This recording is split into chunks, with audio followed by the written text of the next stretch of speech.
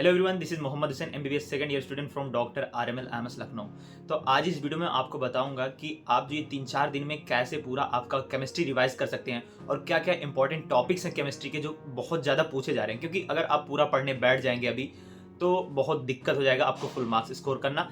Chemistry में अगर आप अच्छा नंबर स्कोर कर ले रहे हैं तो बहुत ही बेनिफिशियल होगा आपके लिए। 160-170 नंबर तो एटलीस्ट आने ही चाहिए। आपका काम क्या है कि पेन पेपर निकाल लें और ये टॉपिक्स लिख लें, या तो हर एक का स्क्रीनशॉट ले लें, ठीक है। और इन्हीं टॉपिक्स को आपको इन 3-4 दिनों में करना है। चलिए बात करते हैं पहले हम फिजिकल केमिस्ट्री मोल कॉन्सेप्ट से, जहां पर मोल कैलकुलेशन, उसके बाद में कंसंट्रेशन टर्म जो होते हैं और स्टाइकोमेट्रिक कोएफिशिएंट, क्योंकि बैलेंसिंग में दे देता है आपका। तो स्ट्रक्चर ऑफ एटम की बात करें तो उसमें बोर्स थ्योरी और क्वांटम नंबर, मैक्सिमम क्वेश्चन जो होते हैं क्वांटम नंबर्स और बोर्स थ्योरी से होते हैं। फिर बात करें अगर थर्मोडायनेमिक्स की, थर्मोडायनेमिक में आपका आता है thermodynamic process, enthalpy, entropy changes. यहां से डेफिनेटली क्वेश्चन बनते हैं। एक क्वेश्चन रहता है आपका वर्क डन और गिब्स एनर्जी चेंज, ठीक है। ये दो टॉपिक जो है यहाँ से, क्योंकि दो क्वेश्चन थर्मोडायनेमिक्स से आता है तो ये मैक्सिमम चांस होते हैं कि यही दो टॉपिक से वो क्वेश्चन पूछे। फिर आपका आता है आयनिक और केमिकल इक्विलिब्रियम, मैं दोनों एक ही साथ बता दे रहा हूं। इसमें आपका आता है पहले Le Chatelier's principle, law of mass action, buffer solubility product. एक क्वेश्चन गारंटीड लिख के ले लो आप, सॉल्युबिलिटी प्रोडक्ट से रहता ही है आपका। फिर उसके बाद में निकालने को दे देते हैं आपको पीएच ऑफ द सॉल्यूशन देंगे, उसका पीएच निकालना होगा। नेक्स्ट चैप्टर आपका आता है इलेक्ट्रोकेमिस्ट्री, उसमें से आपको फैराडेज लॉ बहुत ही इंपॉर्टेंट है, ठीक है। उसके बाद में नर्स इक्वेशन से भी अब थोड़ा टफ बनाने की कोशिश कर रहे हैं क्वेश्चन, तो वहीं से उठाते हैं क्योंकि उसका जो फॉर्मूला है थोड़ा डिफरेंट है। इजी है लेकिन थोड़ा डिफरेंट है ना, तो कंफ्यूजिंग करता है, इसलिए वो दे देते हैं ताकि बच्चा कंफ्यूज हो जाए और थोड़ा उसका कॉन्फिडेंस लो हो जाए। इलेक्ट्रोलिसिस से बहुत ज्यादा क्वेश्चन बनता है, बहुत ज्यादा। तो ये 3 टॉपिक आप इलेक्ट्रोकेमिस्ट्री के आपको मस्ट है कर। उसके बाद में आती है आपकी केमिकल काइनेटिक्स, जिसमें से फर्स्ट ऑर्डर और हाफ लाइफ जो रिएक्शन है उसके वो आते हैं। रेट ऑफ कांस्टेंट के पूछता है बहुत ज्यादा। अर्हीनियस थ्योरी के बारे में पूछ लेता है। फर्स्ट और सेकंड ऑर्डर के काइनेटिक्स हैं, इसमें भी इसके एग्जांपल्स याद करने हैं। सूडो ऑर्डर काइनेटिक्स होता है, उसके भी आपको एग्जांपल्स रट के जाने हैं, क्योंकि वो रिएक्शन दे देगा और आपसे पूछ लेगा कि बताओ कौन सा ऑर्डर रिएक्शन है, तो आप इसमें फॉर्मूला नहीं लगा सकते। फिर आपका नेक्स्ट चैप्टर आता है सॉल्यूशन, वहां से आइडियल और नॉन आइडियल सॉल्यूशन जो होते हैं वहां से पूछता है, और मैक्सिमम जो क्वेश्चन होते हैं वो पूछता है आपका इसके एग्जाम्पल्स। तो एग्जाम्पल्स आपको रटने ही हैं क्योंकि ये फैक्ट है। अगर आप नहीं रटेंगे तो फिर दिमाग नहीं लगा पाएंगे एग्जाम में, ठीक है। उसके बाद में कॉलिगेटिव प्रॉपर्टी, उसके बाद में वन टॉप फैक्टर आई निकालना तो आप लोग को आता ही होगा, क्योंकि बहुत ज्यादा ये पूछा जा रहा है और रटना ही है, इसे करना है पूरे जितने बताया हूँ। क्योंकि मिनिमम टॉपिक बताया हूँ जो ज्यादा पूछे जा रहे हैं आपको, इनके पूरे जितने ये फिजिकल केमिस्ट्री में बताया हूँ, इनके लास्ट 5 ईयर्स के क्वेश्चन कर लो, हर एक टॉपिक के 5-6 ईयर्स के क्वेश्चन कर लो और एनसीईआरटी एग्जाम्पल लगा। मैं गारंटी देता हूं कि आपके जो ये फिजिकल केमिस्ट्री है पूरा कमांड हो जाएगा, ठीक है। क्योंकि आप रिवाइज तो क्योंकि आप पहले पढ़ चुके होंगे, ये आपको मैं रिवीजन करने का एक बेस्ट अप्रोच बता रहा हूँ, बेस्ट तरीका बता रहा हूँ, ताकि आप 160-70 मार्क्स जा पाए और अपना सिलेक्शन ले। चलिए अब बात करते हैं इनऑर्गेनिक केमिस्ट्री, क्योंकि इसमें मैक्सिमम चीजें रटनी है और अभी कम समय बचा है। तो जो टॉपिक्स मैं बता रहा हूँ इन्हीं टॉपिक्स पे आपका कमांड होना चाहिए और इसके 10 साल के क्वेश्चन लगा पाओ तो लगा लेना। और एनसीईआरटी एग्जाम्पलर और शॉर्ट क्वेश्चन जो इन टेक्स्ट में दिए होते हैं, इतना कर लोगे भैया तुम्हारे ये क्वेश्चन। पीरियोडिक टेबल से एटॉमिक रेडियस आर बहुत ज्यादा पूछ रहा, ठीक है। फिर आयोनाइजेशन एंथैल्पी, ये तो आप देखे ही होंगे कितना पूछ रहा है। आयोनाइजेशन एंथैल्पी बहुत ज्यादा पूछ रहा है, आपका एटॉमिक स्ट्रक्चर में भी पूछ रहा, इसमें भी पूछ रहा है। फिर उसके बाद में आती है आपकी केमिकल बॉन्डिंग से क्या करेगा, डाइपोल मोमेंट से, ठीक है। वहां आपसे कभी कभी दे देता है न्यूमेरिकल्स की रेडियस ये है, चार्ज ये है, अब निकालो, ठीक है। उसके बाद में आपका हाइब्रिडाइजेशन आता है, हाइब्रिडाइजेशन से तो हर बार एक क्वेश्चन डेफिनेटली आता ही है आपका। उसके बाद में बॉन्ड लेंथ तो थोड़ा कम ही पूछता है, कभी कभी ऑर्डर में दे देता है। बॉन्ड एंगल बहुत बार पूछ लेता है।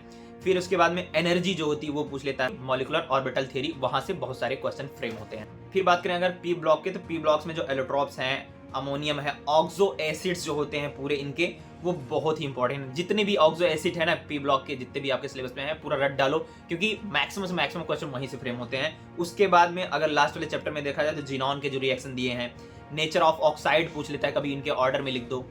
उसके बाद में पूछता है किसमें पेरोक्साइड बॉन्ड है किसमें नहीं है, ये सब पूछता है। तो आप ऑक्साइड बहुत अच्छे से आपको करना ही है। इंटर हैलोजन कंपाउंड जो आपका है 17 ग्रुप का, बहुत ही ज्यादा इंपॉर्टेंट है, वहां से हर बार क्वेश्चन पूछता है, उसकी प्रॉपर्टी से क्वेश्चन इनकरेक्ट करके बना लेता है। और उसके बाद में जो इनके बायोलॉजिकल इंपॉर्टेंस है वहां से भी बहुत सारे क्वेश्चन पूछता है। तो बात करें आपका डी एंड एफ ब्लॉक का, तो KMnO4 K2Cr2O7 यहाँ की इनकी प्रॉपर्टी और इनका बॉन्ड एंगल है, हाइब्रिडेशन, ये सब पूछा जा रहा, ठीक है, रिएक्शन वगैरह। इलेक्ट्रॉनिक कॉन्फ़िगरेशन बहुत ज़्यादा पूछते हैं ये, डी एन एफ ब्लॉक है, और इसमें से कौन से रटने हैं आपके जो एक्सेप्शन दिए हैं, हाफ फील्ड फुल फील्ड वाले जो हैं उन्हीं को रटना है बस, और उसी का आयनाइजेशन एनर्जी पूछने लगते हैं। अगर आप बात करें कोऑर्डिनेशन कंपाउंड की तो बैलेंस बॉन्ड थ्योरी आपकी, उसके बाद में सीएफटी, आइसोमराइजेशन और आयुपेक। आयुपेक से तो एक क्वेश्चन डेफिनेटली रहता है। ये दो जो टॉपिक है ना, आइसोमराइजेशन और आयुपेक, ये तो हमेशा पूछता ही है। अगर इन दोनों को नहीं पूछा तो आपका बीबीटी से पूछ लेता है या सीएफटी से। तो ध्यान में रखना इन सब चीजों को, यही टॉपिक्स आपके करने हैं। चलिए अब बात करते हैं ऑर्गेनिक केमिस्ट्री की। तो पहले हम बात करेंगे जीओसी की। जीओसी में आपका आता है IUPAC, naming, isomerization, types of reaction, acid and basic strength. जो आपके इंटेक्स्ट और बैक एक्सरसाइज पे क्वेश्चन दिए हैं वहीं से आईपीएससी आपका पूछता है और कहीं से नहीं पूछता है, ठीक है। फिर उसके बाद में आपका आता है हाइड्रोकार्बन। हाइड्रोकार्बन में एरोमेटिसिटी बहुत ज्यादा इंपॉर्टेंट है, और हकल्स रूल जो है वहां से बहुत ज्यादा क्वेश्चन फ्रेम होता है, क्योंकि मैक्सिमम देखें आप तो वहीं से उठा के दे देता है, ठीक है। और जो प्योरिफिकेशन वगैरह दिया है थोड़ा आप एक बार देख लेंगे तो सही रहेगा, क्योंकि उसमें तो फैक्ट ही है, अगर रट पाए तो रट पाए, नहीं तो फिर एग्जाम में चला जाएगा वो आपके हाथ से। एल्कीन से बहुत सारा क्वेश्चन पूछता है ये कि ये डालें तो क्या बनेगा, ये डालें तो क्या बनेगा, तो इसके रिएक्शन देखना एक बार जरूरी है। ओजोन लिसिस जो होती है ना, वो रिएक्शन बहुत ही इंपॉर्टेंट है, वहां से हर साल लगभग अल्टरनेट करके पूछता है। अगर पिछले साल पूछा है तो इस बार नहीं पूछेगा, नहीं तो अगली बार पूछेगा, तो बहुत ही इंपॉर्टेंट टॉपिक है वो। ऑर्गेनिक एल्काइल हैलाइड, वहां से आपका एसएन रिएक्शन मस्ट है, ट्रिपल स्टार क्वेश्चन। फिर उसके बाद में हेलोजिनेशन और एलिमिनेशन रिएक्शन, हेलोजिनेशन और एलिमिनेशन रिएक्शन से भी क्वेश्चन पूछता है। आपका नेक्स्ट चैप्टर जो आता है एल्डिहाइड और कीटोन, वहां से आपका एल्डोल कंडेंसेशन से एक क्वेश्चन मस्ट रहता है। कैनाइजरो रिएक्शन, वहां से भी एक क्वेश्चन आता है। अगर इन दोनों टॉपिक को फ्लिप करके पूछता रहता है, चाहे तो एल्डोल देगा या तो कैनाइजरो देगा। उसके बाद में आपका आता है आल नेमिंग। जितने भी नेमिंग रिएक्शन दिए हैं ना आपके 12th ऑर्गेनिक में या आपके 11th वाले में, इनको मस्ट है करके जाना, क्योंकि ये हर बार पूछते ही रहते हैं। एल्कोहल, फिनाल, ईथर की अगर बात करें तो इनमें भी नेमिंग रिएक्शन जो है बहुत इंपॉर्टेंट है। अमाइंस वाली जिसमें HNO2 reaction, basic strength, triple star question, बहुत ज्यादा क्वेश्चन यहाँ से फ्रेम हो रहा। डायजोनियम साल्ट और इसके जो नेमिंग रिएक्शन है, तो जितने ये टॉपिक में बताऊं आप एक पेज पे लिख ले। इंटरेस्ट दिए है ना, इनको क्या करें, एक एक दिन में डिवाइड कर लें और मिक्स करके पढ़ें, क्योंकि फिजिकल, ऑर्गेनिक और इनऑर्गेनिक तीनों मिक्स करके पढ़ेंगे तो इंटरेस्ट रहेगा, ठीक है। तो आप अगर 6 घंटा या 5.5 घंटा डेली दे रहे हैं तो मैं ये मानता हूं कि आप 3 दिन में आराम से कर पाएंगे, क्योंकि आपने पढ़ रखा है, तो आपके आराम से कितने 160-70 नंबर तक आप टच कर लेंगे।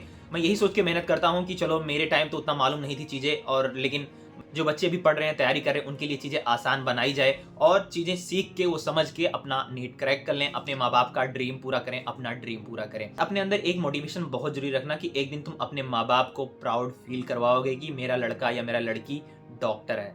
तो ये दिन में रखें और लगन से 4-5 दिन लग जाओ, ये तुम्हारे दिन है, मेहनत करो खूब, क्योंकि तुम अपने बच्चों को, अपने दोस्तों को ये कहानियां सुनाया करोगे कि लास्ट के दिन में हमने इतना रगड़ा था, इतना मेहनत किया था, तो सब चीज़ें आपके दिमाग में रहेंगी और एक मेमोरीज क्रिएट करती हैं। जब आप MBBS में आते हो, आप जब नीट क्रैक कर लेते हो तो बैठ के सोचते हो ना, तो वो अलग ही फीलिंग आता है कि एक वो भी जज्बा था हमारा, हम करते थे मेहनत और आज ऊपर वाले ने हमें यहाँ पहुँचा दिया।